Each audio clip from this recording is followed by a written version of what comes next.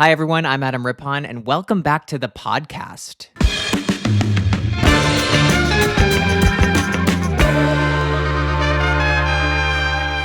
Yes, welcome back to the podcast. It is great to be back.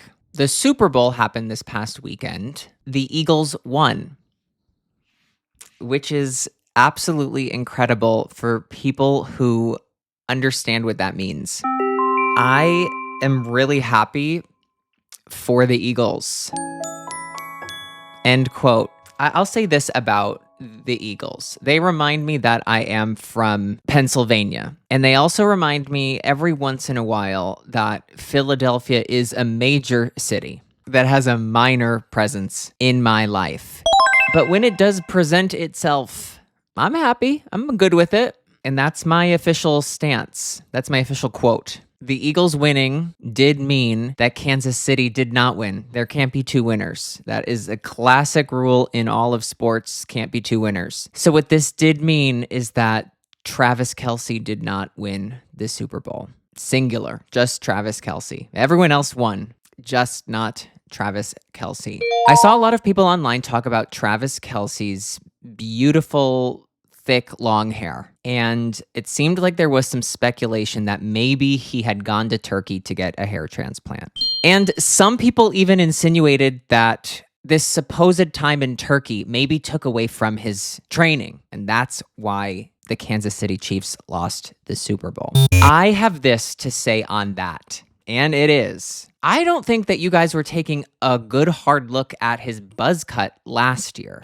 Because I was taking a good hard look at the buzz cut from last year. And if you did take a good hard look, you'd have seen that his hair had the potential to do this the entire time. I believe that you were too quick to blame the country of Turkey for this mishap. Let's call the loss a mishap, right?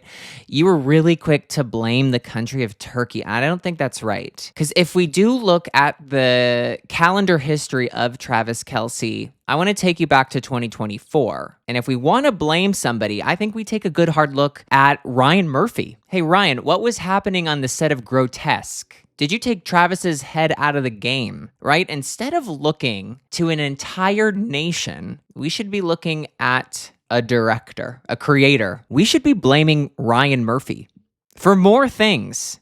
Honestly, I'm half joking, and I'm also half serious. I blame Ryan Murphy for a lot, and and I say, why not? Join with me. And I don't think we blame Ryan Murphy enough. It's just sort of, that is my opinion. I brought up hair transplants. It is making me think of something that I am currently watching on TV that I do want to talk about because it's important to me, and it is that I have been watching Love Island All-Stars. Now, Love Island All-Stars is interesting because it is filled with people who have been on Love Island before, but something happened, it didn't work out, relationship over. It's time to go back to the island. And they always go back to the island and they always say, well, I had such a good, successful experience last time. That's why I want to go back up. If it was that big of a success, you wouldn't have to go back. No matter, no mind. That really doesn't matter. The only thing that does matter is that they're back. When they say all-stars, they're not really messing around. These are the best of the best. This is exclusively the UK version of Love Island. And while I do believe the American version is great, the British version, there's something so sinister about it in a good way. And I mean that in a good way. Now, before you start watching Love Island UK, I need you to know the subtitles need to be on. There is absolutely no way around that. You will not understand a single word anybody is saying. You will need the written text. What I do love about this season of Love Island All-Stars is that everybody's a little bit older. Usually when they introduce the Islanders, it's a shocking experience. It's usually filled with like 22, 23, 24-year-olds who do look like they're in their mid-30s. That's something that you need to prepare yourself for when you're watching Love Island UK, is the absolute gut-wrenching news that somebody who you thought looked really good for 35 gets on a hot mic and goes, I just turned 19. That happens all the time. And I just want you to be prepared for that, because the first few times that I heard that, it took me out.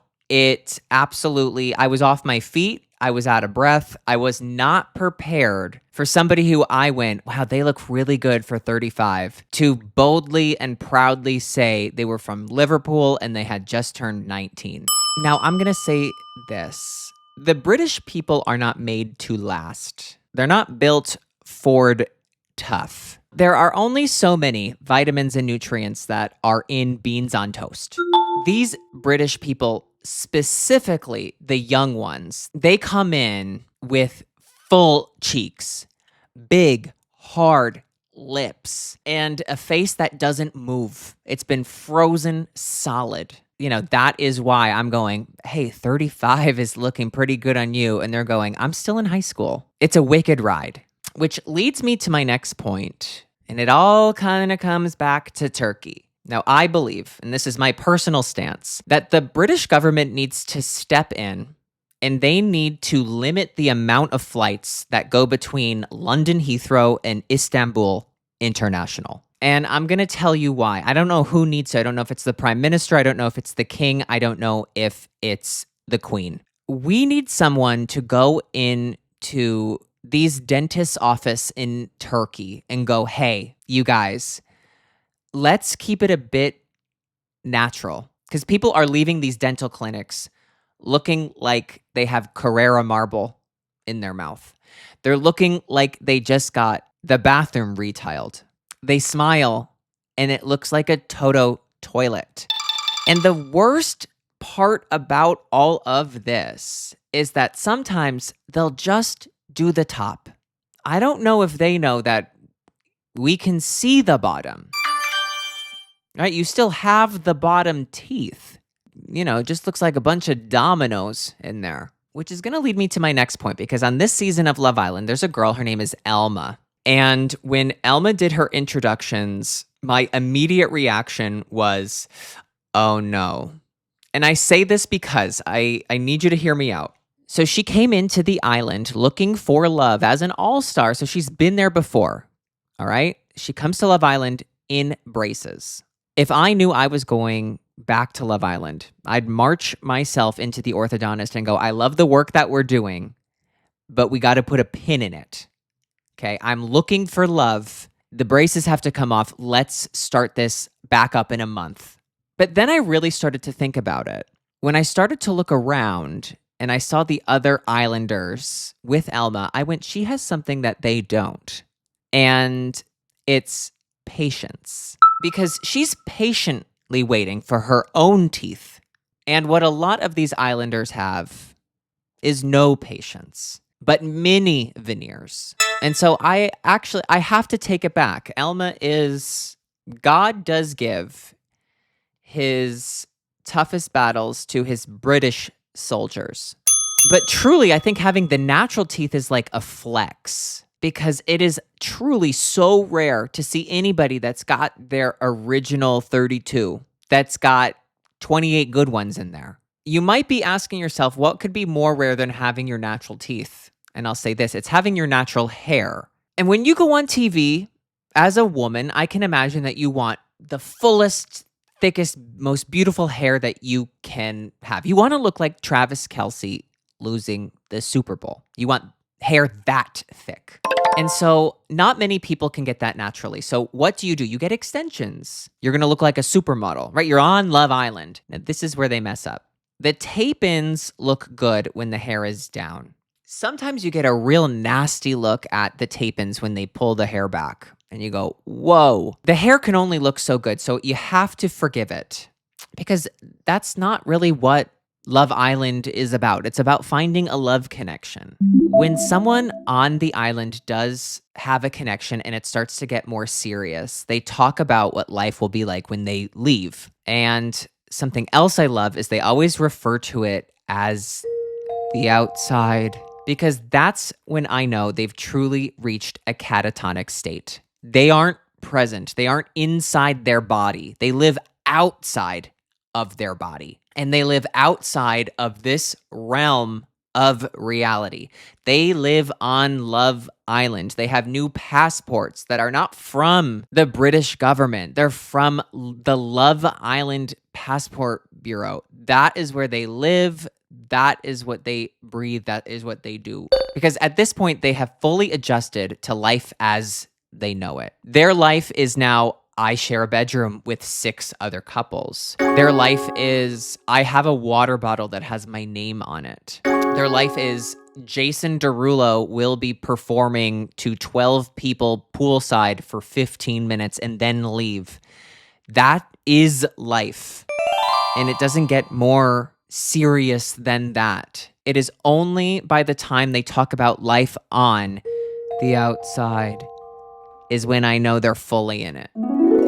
Another thing that is absolutely, completely unreal on Love Island are the outfits. Oh, also the absolute worst thing that could ever happen to anyone is that you would be single on Love Island.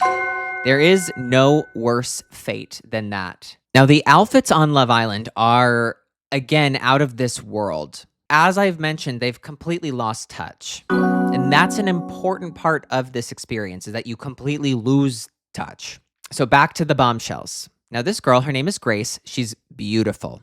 Got her real teeth, which, like I said, is rare. She's going on a date with this bombshell that they take her off the island and they bring her to a location where her bombshell date is waiting for her. Like I said, to be single on Love Island is the hardest and worst thing any human could go through. It's humiliating. It's demoralizing. To be absolutely certain and sure that you can attract a partner to stay on the island, which is vital, you need to dress the part. So Grace is in what basically is a napkin taped to her nipples, a miniskirt and heels. And her date is sitting there waiting for her. He's got no shirt and he's fully greased up. I'm taking in some context clues. It can't be any later in the day than 11 o'clock in the morning because behind them I see 2 people in hoodies and sweatpants. And again, this is how you know they are in it. And this is also how you know I am in it. But yeah, Love Island is extraordinary. Let's get to another voicemail. Please leave your message after the tone. I want you to talk about people not putting away their grocery carts in the parking lot. It's become a big issue, and because of it, people block spots. Everyone should do their part and put away their grocery carts in the cart corral. This is a serious issue that needs to be handled, and I think you are the right man for it. It's a serious issue. Now, I'll say this. I do think that I'm the right man to handle it. I think that is correct. But a serious issue. I think that if you do not put your cart into the cart corral, which I've never heard it called a cart corral before, but I do love it, and I'm absolutely integrating it into the vernacular. I think that if you don't take it back to the corral, I will say it, I think you're a monster. I don't think it's acceptable ever. I don't know if I would have the guts or the gall. That is not the life for me. I'll tell you that. Now, what all of this truly does sound like to me is that it is a pet peeve of yours. When you see these carts in the parking lot, you're going, I hate that. Now, I don't have a lot to offer on the discourse of cart corrals and cart corralling, but I do have a lot to offer when it comes to pet peeves, which is making me feel like I should rattle off some pet peeves. And I want you to know that before I even begin, these are going to be obscure. They're going to be all over the place. This is just what has kind of been stewing up at the top of my brain. I really do not like it when people are drinking out of a wine glass and they're not holding it by the stem. Why do you think the glass has a stem? It's so that your grubby little paws don't get on the goblet part of the glass. I think the real reason is so that your hands don't change the temperature of the wine. But I think the fake reason for me is that I don't want to see your little sticky fingerprints all over your glass. It has a stem for you to hold it by. And so I don't like, and I'm going to say this, and I'm sure she's a lovely girl. But Lily Collins in Emily in Paris, she's holding that glass like it is a cup of hot chocolate. And I really want to get over to Paris and be like, hey, Lily, hold it by the stem of the glass. I don't care that it's the cheapest white wine at Gabriel's restaurant that's across the street from your apartment in Paris, Emily in Paris. You're going to hold that by the stem of the glass. You should know better. And she doesn't, because every time she's over there getting a glass of wine, she's holding it like this. She's holding it like it's a hot soup. It's not a hot soup. It's a glass of wine. There's a stem on the glass. There's not a stem on a bowl of hot soup, right? But there is a stem on a glass of red and white wine. And that goes for champagne too, because I see people out here drinking champagne like they're monkeys. Can we have a bit of decorum? And we can't. I asked that question. Can we have a bit of just something? And we can't. We can't have it. But that is it's something I see, and I hate to single out Lily Collins because I know she's not the only one. She's not the problem, but she's not the solution either. And she could be. She's got influence. That's the whole concept of the show, Emily in Paris. She has influence. Could she at least use it for good? Also, Emily in Paris, I'm off the track of pet peeves. I think leave Gabriel alone. It's over. Tell that French man to stop following you. It's time to look into the future. The future is in Milan. Maybe you go back to Paris. But if you go back to Paris and you find yourself in that restaurant with a glass of wine, hold it by the stem.